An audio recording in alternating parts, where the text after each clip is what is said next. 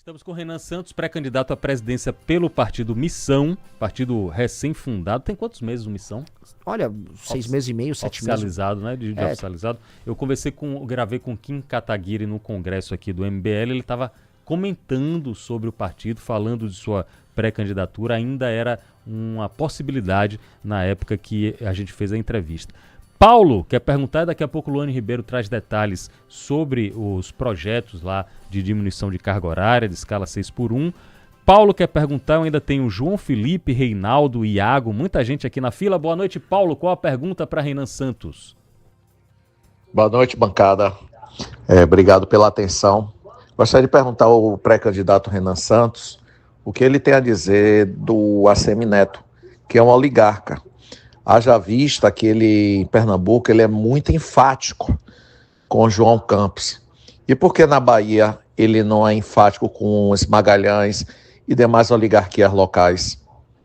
Você não é enfático não, Renan, aqui na Bahia? Eu sou enfático. Eu falei, por exemplo, da participação do ACM Neto, agora estranhamente como consultor no caso Banco Master. Eu já mencionei isso. Agora, por que eu falei mais do João Campos do ACM Neto? Porque ele atualmente é o prefeito de Recife. É por um fato claro e notório.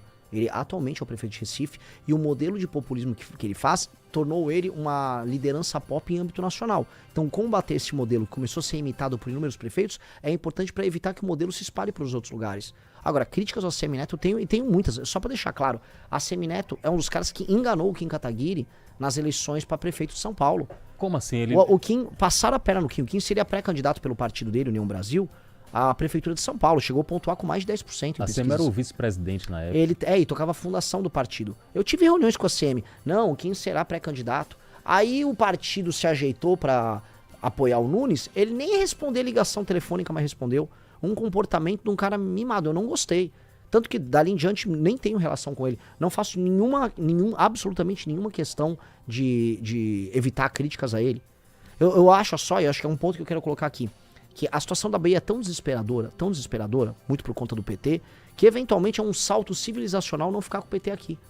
Dito isso, minha intenção é ter um candidato próprio para poder descer o relo em todo mundo. Não coloque nesses termos, por favor. Daqui a pouco tem Iago de Vitória da Conquista. É bom colocar a população do interior do estado, essa potência que é a Conquista. Obrigado, viu, Iago? Nossa capital da região sudoeste. Terceira maior cidade da Bahia, tem Jorge Nascimento, tem Gideão Oliveira, muita gente querendo fazer pergunta, mas Luane Ribeiro, o Brasil todo está se perguntando sobre redução da jornada de trabalho. O baiano, o deputado federal Léo Prates, do Republicanos, do mesmo partido do presidente da Câmara, Hugo Mota, está aí em vias de oferecer para a sociedade o relatório dele, o texto que pode vir a ser votado, o texto inclusive a 4 mãos, a 6 mãos, não sei como é que eles estão montando aí.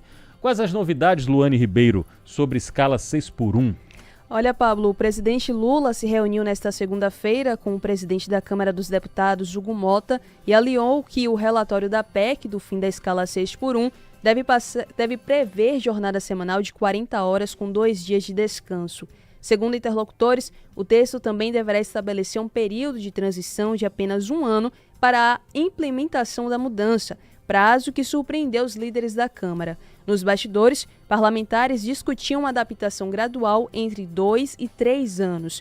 Integrantes do governo avaliam, porém, que o prazo ainda pode ser ampliado durante as negociações do Congresso, especialmente diante da pressão de setores empresariais e da tramitação do Senado Federal. O presidente do Senado, Davi Alcolumbre, já teria sinalizado que não deve impedir o avanço da proposta, mas também não pretende atuar diretamente para acelerar sua aprovação, Pablo. E aí, Renan Santos, o que é que você acha de diminuição da escala de trabalho, diminuição da jornada de trabalho e também o momento em que isso está sendo pautado às vésperas da eleição? Vamos lá, como eu falei aqui, eu não vou ficar mentindo para a pessoa que está nos ouvindo. Uma coisa mais fácil era surfar no que o Lula está fazendo, igual o Flávio vai surfar. O PL foi, inclusive, favorável à tramitação desse projeto. Pois bem, vou falar, é picaretagem esse projeto, é um projeto absurdo, um país que diminuiu muito a sua produtividade e que está fora do que chamam de cadeia global de produção. O que é isso? O Brasil não produz mais peças para carros feitos em outros países, o Brasil não exporta equipamentos eletrônicos, o Brasil só vende soja, vende grãos em geral e minério de ferro, ou seja, produtos que nem precisam muito de emprego intensivo. Então o Brasil é um país na prática que está ficando pobre e isolado. Aí a gente está avisando, ó, nós ainda vamos trabalhar menos.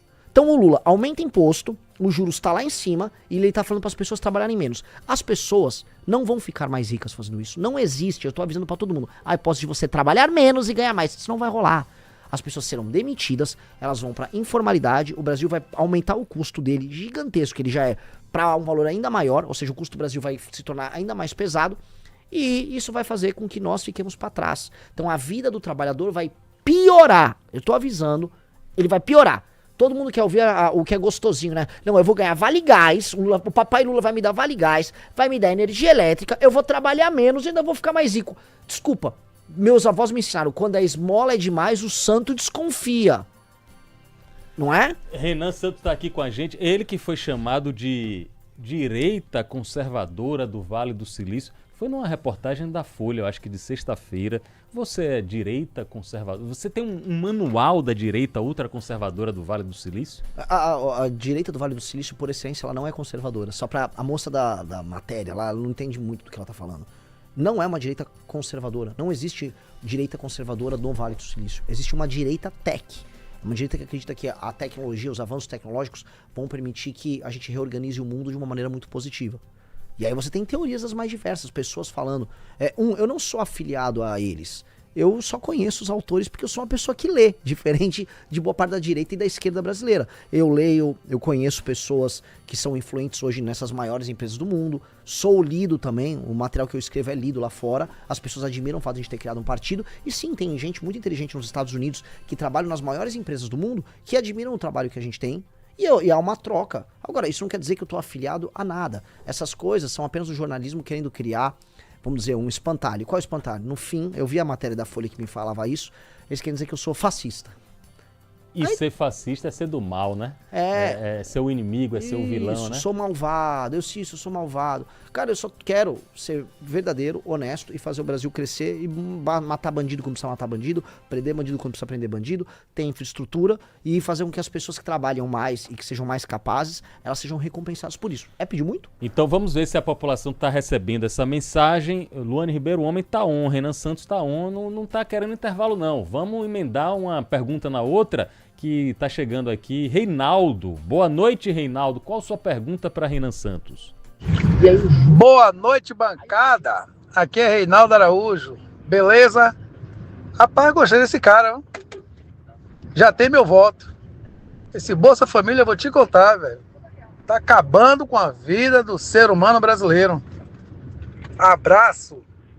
Reinaldo, obrigado pela mensagem. E aí, o que é que você achou desse apoio conquistado agora de Reinaldo? Um abraço fraterno no Reinaldo. Mas o Reinaldo tá entendendo um recado. Qual é o recado? E a Bahia, quem tá aqui na Bahia vai entender o que eu vou falar agora. Vamos lá. É trabalhar menos, é diminuir a hora de trabalho, é dar Bolsa Família, é dar Vale Gás, é dar energia elétrica, é dar tudo. Vamos dar tudo pra todo mundo. Só que no final, na hora de contratar as pessoas, eles estão contratando brasileiros ou chineses aqui na Bahia? Aqui tem muito chinês chegando. Eles quebraram pra Ponte, tanto... pra BioID. Não é? Eles quebraram tantas pernas do trabalhador brasileiro que agora não dá nem pra trabalhar com o brasileiro e pra fazer ponte ou pra fazer carro, você precisa trazer o chinês de fora, que não segue nenhuma dessas regras. Interessante, né? O chinês que veio trabalhar aqui, ele não precisa de Vale Gás, ele não precisa de energia elétrica, não precisa de nada. Ele tá recebendo um salário da empresa que contratou ele, que não segue as regras brasileiras. Curiosamente, eles conseguem fazer o carro e curiosamente eles conseguem fazer a ponte. Que estranho, né? Ô, Renan, que engraçado. Caso você ganhe a eleição, a ponte é uma obra avaliada em mais de 11 bilhões de reais e precisa dos recursos do governo federal. Você mantém esse projeto da ponte, você dá uma mudada, você acaba com o sonho dos baianos terem a ponte Salvador Itaparica? Não, você precisa de infraestrutura de maneira, vamos dizer, desesperada na Bahia. Você precisa de muito investimento em infraestrutura. Dito isso, eu vou fazer um desafio pro PT aqui. E pro PT, em âmbito nacional, vou fazer um desafio pro Lula. Qual é o desafio? Me deixe trabalhar com as mesmas regras dos chineses. Vamos entregar para os brasileiros as mesmas regras para os chineses e vamos ver se a gente entrega ponte mais rápido ou mais devagar que os chineses. Os chineses conseguem entregar ponte mais rápido e conseguem fazer os carros e fazer a obra da BYD, porque as regras são as regras que eu acredito. Regras simples e diretas para trabalhar e produzir. Com as mesmas regras, o trabalhador baiano, o trabalhador paulista, goiano, carioca, vai conseguir entregar a obra. A questão é, aqui no Brasil a gente quer ter as regras mais difíceis do mundo, aí vai falar, viu, o trabalhador brasileiro não consegue trabalhar, inclusive tá cansado, vou diminuir a carga de trabalho. Só que você vai precisar de ponte no final, não vai? Vai precisar de carro no final, não vai? Vai precisar de fazer estrada, não vai? Vai. Aí chama o chinês. Então vamos ter a regra do chinês funcionando aqui, e aí a gente cresce igual a China. Eu acho que vale mais a pena. Tá Renan Santos aqui conosco, vamos lá para as perguntas dos nossos ouvintes, tem Mateu também, mas agora eu vou com Jorge Nascimento. Iago de Vitória da Conquista, é bom que a gente valorize o interior do estado. Boa noite, Iago. Olha, a minha pergunta para Renan é a seguinte, eu vejo ele fazendo muita proposta, citando a capital Salvador, falando do problema de segurança pública em Salvador, que está sendo anunciado para o resto do mundo, coisa e tal. Só que a Bahia ele é um estado gigante, né? Ele é um estado, inclusive, maior do que alguns países. E é um estado com sua população muito bem distribuída, diferente de São Paulo, por exemplo, que você tem a população ali centralizada ali na capital, né? Se você for, por exemplo, para o interior, vamos citar aqui o sul da Bahia, por exemplo, você não tem tanto problema da segurança pública assolando, né, a população. Mas você já bate de frente, por exemplo, com questões econômicas. Em Vitória da Conquista, na Bahia, por exemplo, hoje o comércio está morrendo. Lojas estão fechando, pontos estão alugando, ou melhor, pontos estão com placa de alugas, mas sem conseguir alugar, né? E eu gostaria de saber o seguinte, quais que seriam as propostas econômicas do Renan Santos, também visando o interior da Bahia, né? Como é que ele pretende fazer que o capital gire, que o dinheiro entre aqui, e, como ele falou, que a população daqui pare de ir embora, de buscar outros estados para poder conseguir, né, condições melhores de vida. Iago de Vitória da Conquista. Obrigado, Iago. Passando a pergunta para Renan Santos. Primeiro, Iago, obrigado pela pergunta. Não é que eu falo disso porque eu tô em Salvador. Todos os lugares que eu vou, eu rodo o Brasil, eu rodo especialmente os interiores, eu falo dos problemas dos interiores. Eu entro no detalhe, eu vou falar da estrada estadual que não foi feita e por que ela não foi feita e por que ela precisa ser feita. E eu vou rodar, se é do sul do estado, eu vou para o sul do estado. A partir de amanhã cedo, tô de carro, saindo aqui da Bahia, saindo aqui de Salvador e vou descer. O que eu quero avisar pra você? Primeiro, tem problemas de segurança também na região interiorana, na região sul tem problemas. Tem problemas de segurança jurídica, problema com o indígena, demarcação de terra, trabalho duríssimo pra cima dos agricultores. Há uma insegurança gigantesca pra quem trabalha e produz na região. 3, e esse ponto precisa ser colocado, falta investimento em infraestrutura para escoamento de produção. E 4, a Bahia tem um dos 3 ICMS mais caros do Brasil. Se não me engano, é o Maranhão e talvez a Bahia em segundo lugar. Temos que checar. Mas, ou seja, o que quer dizer? Se o ICMS é caro, o Estado ele entrega pouco e cobra caro da população. Ou seja, ela cobra imposto sobre circulação de mercadoria. Aí não tem empresa que aguente. Não tem infraestrutura, não tem segurança jurídica e ainda por cima os impostos são altos e fica tudo caro. Paralelamente, o dinheiro, né, que roda na economia brasileira, ele é caro porque os juros são altos. Então eu tenho que fazer uma reforma fiscal no Brasil, e eu vejo só, a maior parte das respostas são nem focadas para tua região. Uma reforma fiscal no Brasil que permita que os juros caia. Eu vou para cima de todas as ONGs que financiam esse crime, que são essas invasões de índios, de falsos índios que são utilizados como arma política para atrapalhar o produtor. Diminuindo os juros e cortando despesas, eu vou poder investir em infraestrutura para melhorar estradas e rodagens. Com base nisso, a gente vai poder ir para cima dos governadores e falar, faça o ajuste fiscal aí para diminuir os impostos. Pra gente ter, vai vir inclusive a reforma tributária que vai começar a igualar, né? E aí a gente vai começar a diminuir esse problema. Com base nisso, trabalhar e produzir vai fazer sentido na tua região. Atualmente, ICMS Maranhão é o líder, 23%, Piauí, 22,5%, Rio de Janeiro, 22% e a Bahia, em quarto lugar, 20,5%. Estou aqui com o Renan Santos, você pode participar no 71997041001, 71997041001. Uma pergunta de Tiago agora. Tiago mandou uma pergunta sobre a relação com o Legislativo e com o Congresso Nacional. Boa noite, Tiago. Boa noite. A pergunta que eu tenho para Renan é quanto a como ele vai governar sem o Congresso Nacional. Porque o Brasil hoje tem um sistema e que precisa muito... O governo precisa, para botar suas propostas em dia, precisa do Congresso Nacional. Como fazer isso sabendo que ele vai ter uma bancada que será minoria no Congresso? O povo sabatinando o Renan Santos. Tiago, com você, Renan. Tiago, eu vou governar com o Congresso Nacional porque, infelizmente, o modelo nosso assim o é. E eu falo infelizmente porque em outros regimes presidencialistas, você não tem que ficar obtendo maioria o tempo todo. Mas o nosso regime bizarro, sim.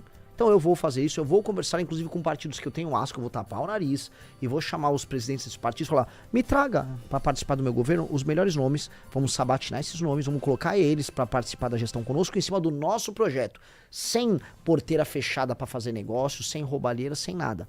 E vamos tocar apenas o projeto que nós falamos aqui nas participações que nós tivemos junto a você, junto à imprensa, nos debates, nas redes sociais. E aqui tá a lista, ó, nós vamos cumprir um checklist de todas as propostas. Vamos entregar uma a uma. Não tenho problema em fazer composição. O que eu tenho problema é malandragem. E a malandragem está por dois motivos. Um, o político que tem medo de tocar a agenda que elegeu ele. E dois, vagabundo que sente que aquele governo vai ser fácil roubar. No meu governo eu vou ter auditoria interna e externa. E no meu governo eu vou botar a Polícia Federal para me fiscalizar antes de todo mundo. Eu quero avisar a PF. Antes de tudo, o primeiro a ser fiscalizado é o próprio presidente da República e são os próprios ministérios deles. Eu quero eles presentes nos ministérios, que a última coisa que eu quero é ver meu nome e o nome das pessoas que lutaram comigo manchado por escândalo de corrupção no nosso governo. Então esse recado já está dado. E aí eu vou construir a maioria para poder passar uns projetos. Se você gostou do vídeo, não se esqueça de deixar o like e se inscrever no canal para ajudar. Te vejo no próximo vídeo. Até lá!